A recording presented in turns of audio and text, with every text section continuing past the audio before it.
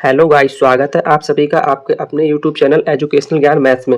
आज मैं आपके लिए सीटेट जैन 2023 के मैथ्स का पेपर बनकर आऊँगा। इससे पहले मैं आपके लिए सीटेट 2021 और 23 के कुछ मैथ्स के पेपर करा चुका हूँ, जिनका लिंक मैं आपको इस वीडियो के डिस्क्रिप्शन में दे दूँगा। मैंने एक प्लेलिस्ट भी बना रखी है CTET math previous year paper करके, तो वहाँ से भी आप वो वीडियोज़ फाइंड कर सकते हैं। तो चलिए आज की क्लास को स्टार्ट करते हैं। क्लास को स्टार्ट करने से पहले मैं आपको बताना चाहूँगा कि जो भी मैंने क्लासेस ली हैं प्रीवियस ईयर पेपर की, वो आप सीटेट एग्जाम से पहले एक बार देखकर जरूर जाएं, ताकि आपको एग्जाम के पैटर्न का अंदाजा हो जाए कि एग्जाम किस टाइप के हमें क्वेश्चन देता है। ओके, तो चलिए आज की क्लास को स्टार्ट करते हैं। देखते हैं क्वेश्चन नंबर 31। इसने हमें दिया है निम्नलिखित समूह में से किसमें सभी त्रिआयामी आकृतियां हैं। मतलब त्रिआयामी को मतलब इसके तीन फलक होते हैं जो एक्स वाई और जेड डायरेक्शन में जाती हैं। तो चलिए इनको देखते हैं। ऑप्शन हमें क्या दिए हैं। पहला ऑप्शन से हमें दिया है घन, घनाव, गोला, बेलन। तो यहाँ पे हम बना के देखते हैं। सेकंड उसमें दिया है घन, घनाव, अर्धवृत्त और शंकु।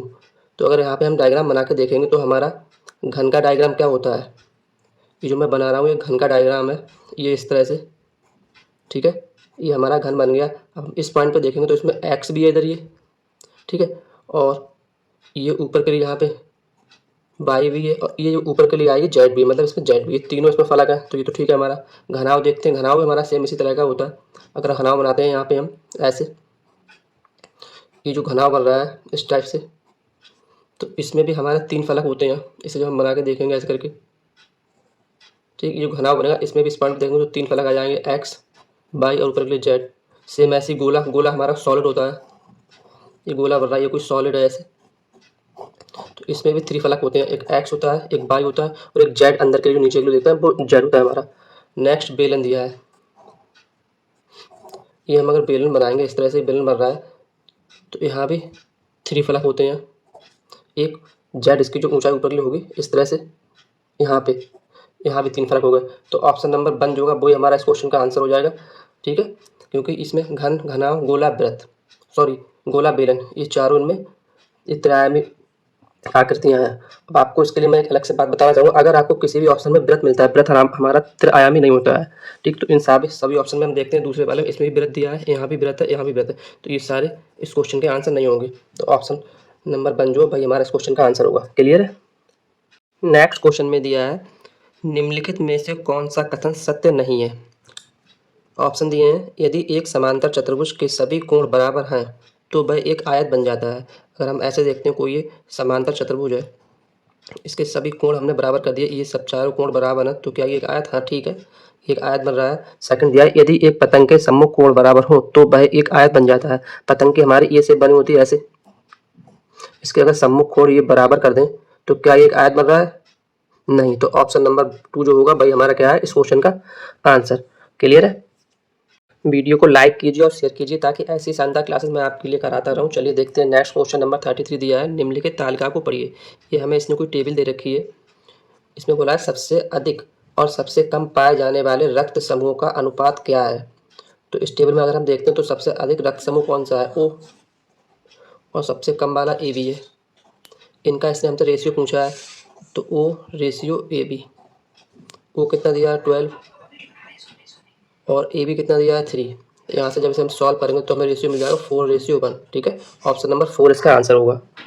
क्वेश्चन नंबर 34 में बोला है नीचे दिए गए पैटर्न में लुप्त संख्या को बताइए। जो मिसिंग नंबर है उसे बताना है। तो हम इस सीरीज को देखते हैं 1, 6, 15, फिर यहाँ पे कोई मिसिंग नंबर है, ये हमें बताना है क्या होगा। तो चलिए हमें देखते हैं। अगर ये 1 से 6 हुआ हुआ यहाँ पे तो कितना +5 हुआ हुआ, ठीक है। और इस 6 से अगर 9 पे आया हुआ यहाँ तो कितना 6 से जब 15 पे आया होगा तो प्लस इसमें 9 किया हुआ है इसने। अब यहाँ जो 15 से आगे मिसिंग नंबर पे लाना है तो हम क्या करेंगे, इन दोनों में कितना +4 हो रहा है, तो इसमें भी अगर हम +4 करेंगे यहाँ पे तो आगे हमें क्या मिल जाएगा 13, ठीक। 13 हम इस 15 में ऐड करेंगे तो यहाँ कितना मिल जाएगा हमें 28, 28। अब हम चेक करते हैं कि अगर 28, यहाँ 13 हमने ऐड किया था, अब 13 में इसमें जब +4 करेंगे तो मतलब 17 जब हम 15 में ऐड 28 में ऐड करेंगे तो हमें क्या यहाँ पे 45 मिल रहा है। तो 28 और 15 40, 28 और 12 40, 40 और 45 मिल रहा है, ठीक है। तो ऑप्शन नंबर 28 ये इस क्वेश्चन का आंसर होगा। क्लियर। नेक्स्ट क्वेश्चन नंबर 35 में बोला अम्मिनी 36 संपर्कों को अलग अलग प्रकार के आयतों में व्यवस्थित कर रही है। वह इन वर्गों द्वारा अलग अलग प्रकार के कितने आयत बना सकती है। ठीक, तो चलिए देखते हैं इस क्वेश्चन को सॉल्व करते हैं। हम 36 को ऐसे डिवाइड करेंगे जिसमें वो आयत के रूप में मिल जाए, मीन्स लंबाई और चौड़ाई मिल जाए। तो 36 के हम फैक्टर करेंगे तो एक तो 36 गुणा 1 होगा, दूसरा हम करेंगे तो 18 2 12 गुणा 3, और अगर हम यहाँ पे करेंगे तो 9 गुणा 4 1 2 3 4। इस अब हम दोबारा फिर से करेंगे तो फिर से हमें रिपीटेशन मिलेगा। तो ये 4 जो है वो मेथड होंगे जिनसे जो अम्मिनी है वो 36 सबसम वर्गों को अलग अलग आयतों में बना सकती है। अब यहाँ पे एक ऑप्शन रहेगा 6 × 6, ये हम नहीं लेंगे क्योंकि अगर 6/6 का कोई आयत बनाएंगे तो आयत नहीं वर्ग बन जाएगा, लेकिन यहाँ पर इसने आयत पूछे हैं। तो 1 2 3 4, तो 6 को हमें नहीं लेना और 4 इसका आंसर होगा। ओके, क्वेश्चन नंबर 36 दिया है 100 में एक पूर्ण संख्या जोड़ी जाती है और फिर वही संख्या 100 में से घटा दी जाती है। इस प्रकार प्राप्त हुई दोनों संख्याओं का योगफल क्या है। तो ये 100 है, इसमें हमने सपोज किया कोई पूर्ण संख्या x ऐड की और फिर दोबारा इसी 100 में से इसी x को माइनस किया। अब इन दोनों को जब ऐड किया तो हमें क्या मिलेगा, x से x कट जाएगा, आंसर क्या मिल जाएगा 200। ऑप्शन नंबर 2 क्लियर है। नेक्स्ट क्वेश्चन नंबर 37 में दिया है 5 - 5 + 5 - 5। इस तरह से कोई सीरीज चल रही है, चलती जा रही है कि विषम संख्या पदों का योगफल होगा। तो इस 5 से 5 कट जाएगा, इस तरह से करते जाएंगे, लास्ट में जो बचेगा वो हमें मिलेगा आंसर 5। ओके, नेक्स्ट देखते हैं क्वेश्चन नंबर 38। इसने हमें दिया है निम्नलिखित में से कौन सी व्यवस्था संख्याओं को अवरोही क्रम में, अवरोही का मतलब डिसेंडिंग ऑर्डर में, मतलब सबसे ज़्यादा फिर कम फिर उससे कम, इस तरह के क्रम में व्यवस्थित करती है। तो देखते हैं इसके ऑप्शन। ऑप्शन नंबर 1 में दिया 10.5, फिर 1.5, फिर 1.05, फिर 1.055। तो ये तो हमारा सही ना, क्योंकि इससे ज़्यादा बड़ा तो ये है। नेक्स्ट देखते हैं 10.5, 1.5, फिर 1.055, 1.05। हाँ, ये हमें क्रम सही लग रहा है। तो ऑप्शन नंबर 2 जो होगा वो इसका आंसर होगा। ठीक, क्योंकि ये 3 में फिर यहाँ पे ये गलती की है और इसमें 4th में ये यहाँ पे फिर से गलती करी। तो ऑप्शन नंबर 2 जो होगा वो हमारा इसका राइट आंसर होगा। नेक्स्ट क्वेश्चन नंबर 39 में बोला है निम्नलिखित में से कौन सा 36 30 का एक गुणनखंड है। तो हम देखते हैं, अगर यहाँ पे एक तो इसकी ट्रिक किया हम इसके 36 30 के फैक्टर करके देख लें, और आपको फैक्टर अगर नहीं करना तो सीधा यहाँ पे इसे डिवाइड करके देख लें। हम यहाँ देखते हैं 6 और 3 9, 9 3 12, मतलब 12 3 से कट जाएगा तो एक तो 3 से कट जाएगा, लास्ट में 0 तो 5 से भी कट जाएगा। अब इन दोनों सब चेक करके देख लेते हैं, 11 से काटेंगे तो 11 3 33, 3 बचे 11 से, मतलब 11 से भी कट जाएगा, बचा क्या 9। तो 9 इस क्वेश्चन का आंसर होगा क्योंकि 9 से ये नहीं कटेगा। क्लियर है।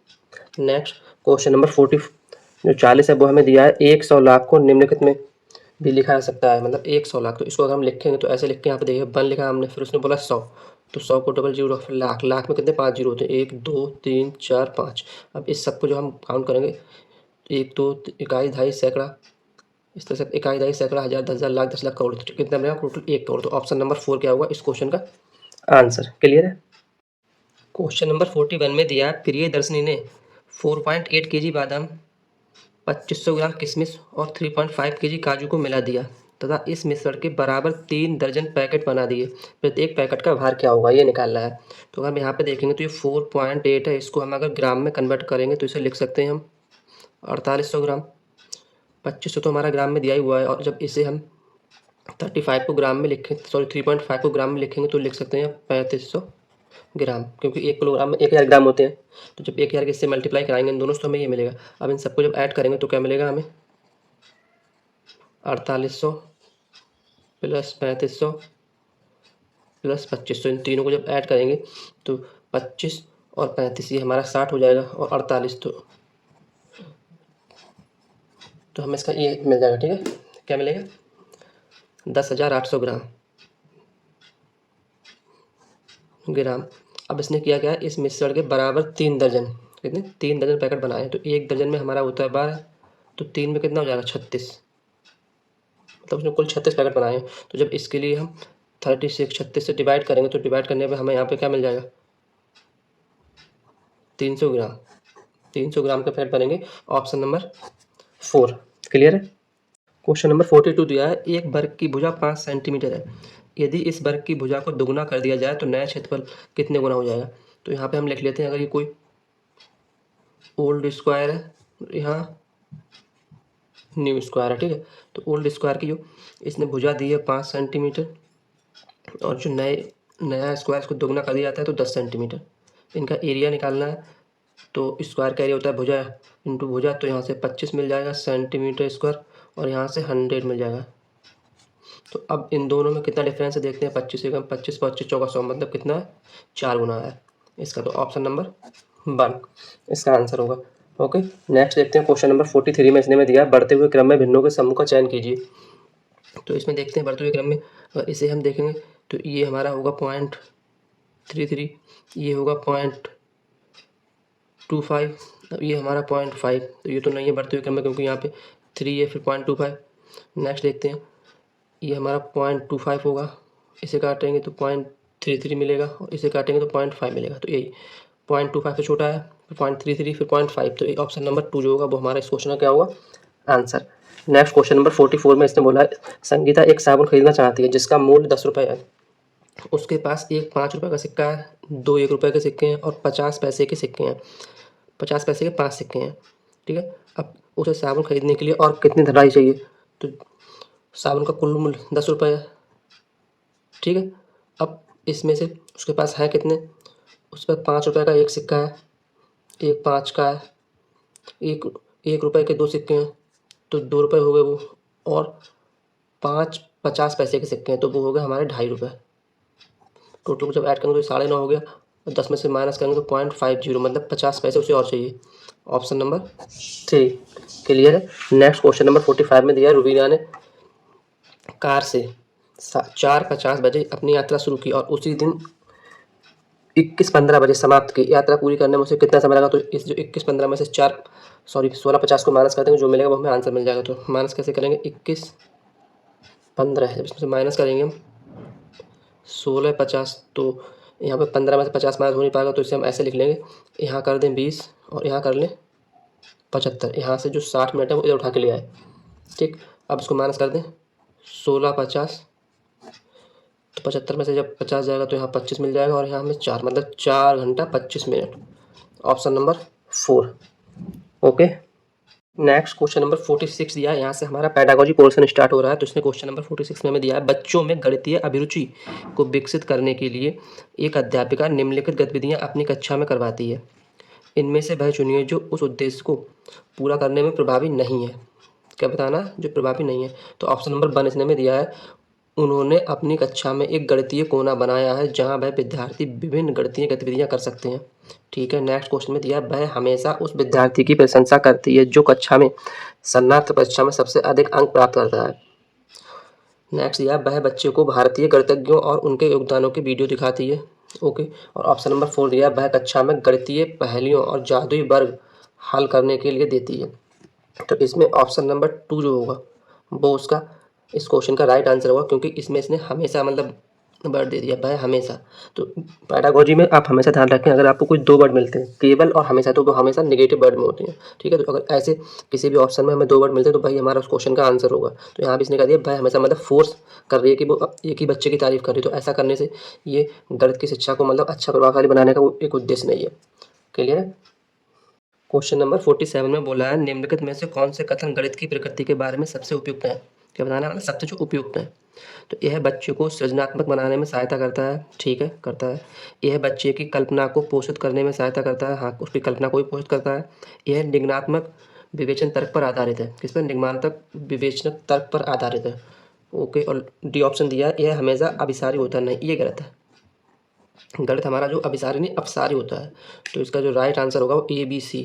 तो ये हमें किस ऑप्शन में दिया है, ABC ऑप्शन नंबर 2 में, ये इसका क्या होगा राइट आंसर।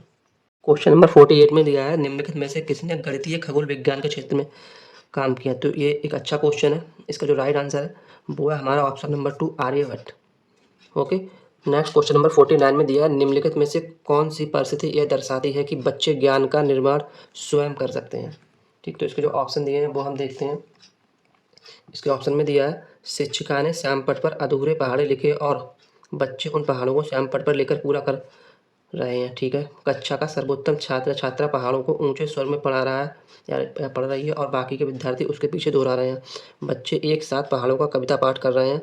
बच्चों को हस्त कौशल सामग्री जैसे संख्याओं, ग्रिड, आयताकार साड़ियों में व्यवस्थित गीटियाँ दी गई हैं और वे इन प्रयोगों का गुण के पैटर्न खोज रहे हैं। तो ठीक है, इसमें क्या पूछा कि कौन सी परिस्थिति ये दर्शाती है कि बच्चे ज्ञान का निर्माण स्वयं कर रहे हैं? तो ये ऑप्शन नंबर 4 जो होगा इसका, वो इसका राइट आंसर होगा, क्योंकि बच्चे को हस्तकौशल सामग्री जैसे संख्याओं के ग्रिड, आयताकार सारणियों में व्यवस्थित पीढ़ियाँ दी गई हैं और वे इनका प्रयोग स्वयं कर रहे हैं ना, क्योंकि यहाँ तो वो रिटर्न कर रहे हैं, यहाँ पे बच्चे दोहरा रहे हैं, यहाँ भी यही कर रहे हैं, कविता का पाठ कर रहे हैं, ये भी इसका सही नहीं है। तो ऑप्शन नंबर 4 जो होगा वो इसका राइट आंसर होगा। ओके, नेक्स्ट क्वेश्चन नंबर 50 में बोला है, एक सब्जी बेचने वाला पालक 60 रुपये प्रति केजी बेच रहा है। सोनू ने 350 ग्राम पालक लिया, जिसके लिए सब्जी बेचने वाले ने सोनू को 21 रुपये 6 प्लस 6 प्लस 6 प्लस 3 रुपये लिए। सब्जी बेचने वाले द्वारा प्रयोग में लाए गए इस गणितीय कौशल के संबंध में निम्नलिखित में से कौन सा कथन सत्य है? हमें बताना कौन सा राइट है। तो हमें क्वेश्चन को ध्यान से पढ़ना है, उसने करेक्ट पूछा है या इनकरेक्ट पूछा है, ये हमें बहुत माइंड में रखना है। यहाँ पे लास्ट में जो है इसे हाईलाइट कर लें क्या पूछा है, क्योंकि यहाँ पे काफ़ी मिस्टेक होती है। उसने पूछा करेक्ट होता है, हम लगा इनकरेक्ट देते हैं। तो चलिए इसके ऑप्शन पढ़ते हैं। यह गणितीय कौशल अस्पष्ट है, नहीं अस्पष्ट नहीं है, तो गलत इसने बोला यहाँ पे, क्योंकि स्पष्ट सीधा सीधा उसने मतलब यहाँ पे हिसाब किया है। यह कौशल कक्षा में गणितीय प्रश्नों को हल करने के लिए लाभदायक नहीं है, ऐसा नहीं है, ये भी गलत है। अगर हम ऐसे किसी भी मतलब कक्षा में सॉल्व करते हैं तो ये हमारा सही मेथड है। सीधा ऐसे कौशल गणितीय प्रश्नों को हल करने के वैकल्पिक तरीकों को विकसित करने में सहायक करते हैं। तो ये ऑप्शन नंबर सी हमारा सही है, ठीक है। तो ऑप्शन नंबर 1 इसका जो दिया वो इसका राइट आंसर होगा। क्लियर है। क्वेश्चन नंबर 51 में दिया है, निम्नलिखित कथनों में से कौन सा सही नहीं है? तो विद्यार्थियों की त्रुटियों को अनदेखा कर देना चाहिए, क्योंकि त्रुटियों की ओर इशारा उनको प्रेरणाहीन करेगा। नेक्स्ट देखते हैं, विद्यार्थियों की त्रुटियां उनके सोचने की प्रक्रिया चिंतन के बारे में जानकारी देती हैं। ऑप्शन नंबर 3 दिया है, गणित में त्रुटियां अधिगम का हिस्सा होती हैं। गणित में त्रुटियां शिक्षकों को उनके पाठ की योजना बनाने में मदद करती हैं। तो ये सारे तीनों जो है इसके सही है, लेकिन इससे पूछा कौन सा सही नहीं है। तो ऑप्शन नंबर 1 जो है वो इसका सही नहीं है, तो ये इसका क्या होगा राइट आंसर। ओके, नेक्स्ट देखते हैं, क्वेश्चन नंबर 52 में दिया आकलन के बारे में निम्नलिखित में से कौन सा कथन सही नहीं है? ठीक है, तो उसने आकलन के बारे में पूछा है। देखते हैं, मानक संदर्भित आकलन में बताता है कि एक विद्यार्थी अपने प्रदर्शन में अन्य विद्यार्थियों की तुलना में कहाँ खड़ा या खड़ी है। मानक संदर्भित आकलन नैदानिक परीक्षण और उपचारात्मक शिक्षण में उपयोगी है। ओके, मानदंड संदर्भित आकलन विद्यार्थियों के अधिगम में निपुणता का मूल्यांकन करना है, और मानदंड संदर्भित आकलन नैदानिक परीक्षण और उपचारात्मक शिक्षण में उपयोगी है। तो इसका जो राइट आंसर होगा वो ऑप्शन नंबर 1 होगा। मानक संदर्भित आकलन में बताता है कि एक विद्यार्थी अपने प्रदर्शन में अन्य विद्यार्थियों की तुलना में कहाँ खड़ा या खड़ी है। तो इस क्वेश्चन का आंसर 1 होगा, लेकिन जो ऑप्शन नंबर 3 है वो भी इसका राइट आंसर हो सकता है, बट मैं जो प्रीफरेंस दूंगा वो ऑप्शन नंबर 1 को दूंगा, ठीक है। नेक्स्ट क्वेश्चन नंबर 53 इसने हमें बोला है, अधिक कम लंबा छोटा, क्या बोला है? अधिक कम लंबा छोटा, दूर समीप बड़ा छोटा आदि अवधारणाएं हैं। ये हमारी अवधारणा क्या है? महत्वपूर्ण पूर्ण संख्या प्री नंबर अवधारणाएं तुलना के लिए अस्पष्ट शब्द हैं। तो ऐसा नहीं है, अस्पष्ट शब्द नहीं है, विलोम शब्द हैं जो गणित सीखने के लिए आवश्यक नहीं है। विलोम शब्द भी इसके नहीं है, विलोम शब्द तो है लेकिन जो मतलब ऐसा नहीं है गणित सीखने के लिए आवश्यक है। ये सीधे शब्दों में अंग्रेजी भाषा विशेषण है, ऐसा भी नहीं। तो ऑप्शन नंबर 1 जो होगा वो इसका आंसर होगा। महत्वपूर्ण पूर्व संख्या प्री नंबर अवधारणाएं हैं जो किसी भी बच्चे को क्लास से पहले सिखाई जाती हैं। नेक्स्ट क्वेश्चन नंबर 54 दिया है, गणित अधिगम सामग्री है। तो गणित अधिगम सामग्री क्या है वो मैं आपको बताऊंगा। सूत्र के प्रदर्शन में शिक्षकों की मदद करती है। जो गणित अधिगम सामग्री सूत्र के प्रदर्शन में शिक्षकों की मदद करती है। नेक्स्ट जो दिया है हमारे लिए वो दिया है, स्वतः अधिगम में विद्यार्थियों की मदद करती है। ओके, और डी ऑप्शन दिया है, निर्देश देने में शिक्षकों की मदद करती है। कक्षा में अधिगम वातावरण का निर्माण करने में मदद करती है। तो इसमें जो इसका राइट ऑप्शन होगा वो होगा ऑप्शन नंबर डी। एक तो ऑप्शन नंबर डी होगा और ऑप्शन नंबर बी होगा, क्योंकि स्वतः अधिगम में विद्यार्थियों की मदद करती है। तो बी और डी इसके जो है राइट ऑप्शन है। तो ऑप्शन नंबर 4 जो होगा वो इसका आंसर होगा। ओके, नेक्स्ट क्वेश्चन नंबर 55 में दिया है, निम्नलिखित में से कौन सा प्राथमिक विद्यालय के शिक्षार्थी को भिन्न 2/3 और 4/6 के बीच तुल्यता की कल्पना करने में मदद करने का सबसे उपयुक्त तरीका है? तो इसने ऑप्शन दिए हैं हमें, कैलकुलेटर का उपयोग नहीं, कैलकुलेटर का हम उपयोग करते नहीं है प्राथमिक में। विभाजन या भाग विधि का उपयोग, इससे भी नहीं कर सकते हैं। लघुत्तम समापवर्तक का विधि, ये भी गलत है। भिन्न डिस्क, हाँ ये सही है, ऑप्शन नंबर 4 सही, क्योंकि भिन्न डिस्क क्या होती है? एक मतलब सर्कल होता है जिसमें हमने ऐसे खंड बना रखे होते हैं, जिसमें हम बच्चों को बताते हैं कि ये इसका 4 भाग है, इसका 2 भाग है, इस तरह से ये जो है इसका राइट ऑप्शन होगा भिन्न डिस्क का उपयोग। ओके, नेक्स्ट क्वेश्चन नंबर 56 में बोला है, एक शिक्षिका गणित कक्षा रोल प्ले या भूमिका निर्वाह विधि का उपयोग करती है। उसका उद्देश्य क्या है? अनुशासन बनाए रखना, ठीक है, बच्चों को व्यस्त रखना, बच्चों का बहिर्सन या बच्चों का मनोरंजन। तो इसका जो राइट आंसर है वो होगा ऑप्शन नंबर 3, बच्चों का बहिर्सन, मतलब प्रोजेक्टिंग आइडियाज, बच्चों में मतलब नए नए आइडियाज लाना। ओके, नेक्स्ट क्वेश्चन नंबर 57 में बोला है, संख्या बोध विकसित करने में उपकरणा जैसे मतलब सैबिटाइजिंग एक महत्वपूर्ण भूमिका निभाती है। निम्नलिखित में से कौन सा उदाहरण जो विद्यार्थी में उपकरणा के कौशल को प्रदर्शन करता है? ऑप्शन देखते हैं। विद्यार्थी संख्या 5 की पहचान 4 के परिवर्ती के रूप में करता है, ठीक है। नेक्स्ट दिया है विद्यार्थी संख्या 6 की पहचान 5 में 1 जोड़ने के रूप में करता है, ओके। ऑप्शन नंबर 3 दिया है विद्यार्थी एक पासा उछालता है और बिना बिंदुओं या डॉट्स को गिने यह बताने में सक्षम है कि यह 4 है, ठीक। ऑप्शन नंबर 4 दिया विद्यार्थी संख्या 4 की पहचान 5 में से 1 निकालने के रूप में करता है, ठीक है। तो इसका जो राइट आंसर होगा वो होगा ऑप्शन नंबर 3, ओके। क्योंकि ये जो दिए हैं 1, 2 और 4 ये सभी मतलब सेम ही एक ही आंसर है। क्योंकि बोला परिवर्ती तो मतलब 5 से 1 कम 4 हो जाएगा, और यहाँ बोला है मतलब 6 में 1 जोड़ के, तो ये भी सेम यही बात बोल रहा है। और यहाँ 4 की पहचान 5 में से 1 निकाल के कर रहा है, तो ये भी ये तीनों बातें सेम है। बट ऑप्शन नंबर 3 जो है वो इसका करेक्ट आंसर है। नेक्स्ट क्वेश्चन नंबर 58 दिया है, ये एक अच्छा क्वेश्चन है। राष्ट्रीय पाठ्यचर्या रूपरेखा 2005 जो एनसीएफ 2005 के अनुसार कक्षाओं के ऊपर किए गए शोध बताते हैं कि लड़कियों को गणित में विशेषता के योग्य न मानकर उनकी काफ़ी व्यवस्थित अवमूल्यन होता है, जबकि वे गणित में अच्छा प्रदर्शन करती हैं। इसका सबसे उपयुक्त कारण क्या है? लड़कों में गणितीय क्षमताएं जन्मजात होती हैं, ऐसा कोई ज़रूरी नहीं है कि जो लड़के हैं वो पैदा होते ही मतलब मैथमेटिशियन निकले। ऑप्शन नंबर 2 दिया है गणित में लड़कियों का खराब प्रदर्शन उनके गणित के प्रति प्रचलित भय के कारण होता है। ऐसा कुछ नहीं है कि लड़कियां मतलब सभी जो लड़कियां होती हैं वो गणित में खराब प्रदर्शन करती हैं। कुछ लड़कियां जो होती हैं वो मैथ्स में काफ़ी अच्छी होती हैं, तो ये भी इसका गलत आंसर होगा। गणित अपनी प्रकृति द्वारा ही पुरुष प्रधान विषय है, नहीं मतलब इन्होंने बड़ा फोर्स करके बोल दिया कि ये तो नहीं केवल मतलब पुरुष ही पढ़ सकते हैं, ये भी इसका रॉन्ग आंसर होगा। नेक्स्ट देखते हैं समाज की लिंग संबंधी धारणाएं इस मान्यता की ओर ले जाती हैं कि लड़के समस्या समाधान की ज़्यादा नवीन कार्यविधियाँ उपयोग करते हैं और इसलिए उन्हें बेहतर अवधारणात्मक समझ होती है।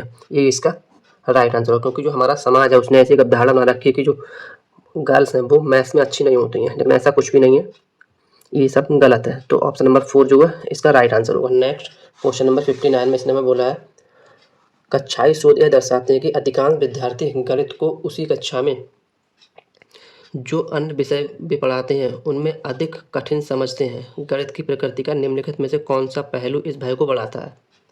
ओके, तो देखते हैं इसके ऑप्शन। गणित में प्राथमिक अवधारणाओं की मूल प्रकृति होती है। नेक्स्ट दिया है गणित का विस्तृत ज्ञान भंडार, ओके। और थर्ड दिया है हमें गणित में दिए गए प्रश्न के अनेक उत्तर होने की व्यापकता। और फोर्थ में दिया है गणित में किसी समस्या का समाधान करने के लिए कई अलग अलग प्रणालियाँ की व्यापकता। तो इसमें जो इसका राइट आंसर होगा वो होगा ऑप्शन नंबर 1, गणित में प्राथमिक अवधारणाओं की अमूल प्रकृति। ये इस क्वेश्चन का करेक्ट आंसर होगा।